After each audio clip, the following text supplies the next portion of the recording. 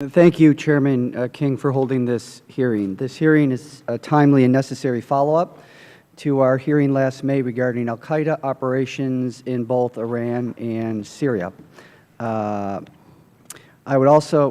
think that's supposed to be Iraq. I would also like to thank the witnesses for appearing to testify as we expand our understanding about travel patterns of foreign fighters in Syria and Iraq and how they continue to impact the United States homeland. U.S. intelligence officials report that at least 7,000 fighters from more than 50 countries across the Middle East, North Africa, Europe, Asia, including dozens of volunteers from the United States, have traveled to Syria to support armed opposition groups there.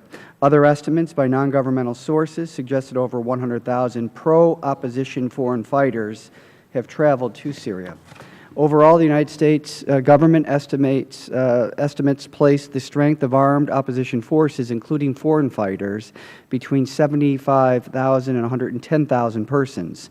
Some of these opposition groups are U.S. designated terrorist organizations, and a subset of dedicated extremist fighters may pose an outsized threat.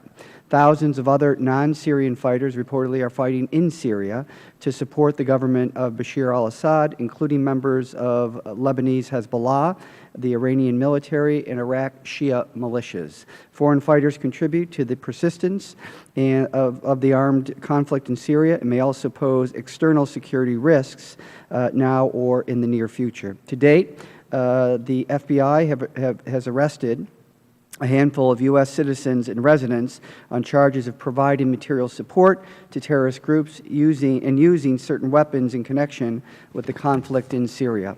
Officials in European and Asian governments have also made several arrests of would-be foreign fighters, returned foreign fighters, or their recruiters and facilitators.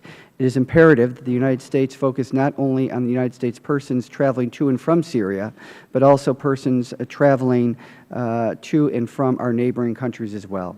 On April 22nd of 2013, the Canadian police announced the arrest of 2 people in connection with plotting a terrorist attack on a passenger train that travels from Toronto through Niagara Falls, New York, and into New York City.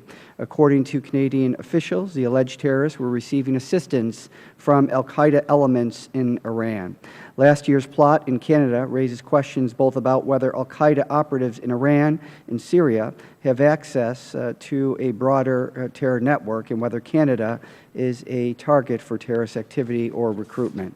Today, in addition to their testimony on the larger issues of foreign fighters, I would ask our witnesses to provide information on foreign fighters in Canada and the potential for these individuals to enter the United States via Canada after returning from Syria or Iraq. Again, I look forward to today's testimony, and with that, I'll yield back.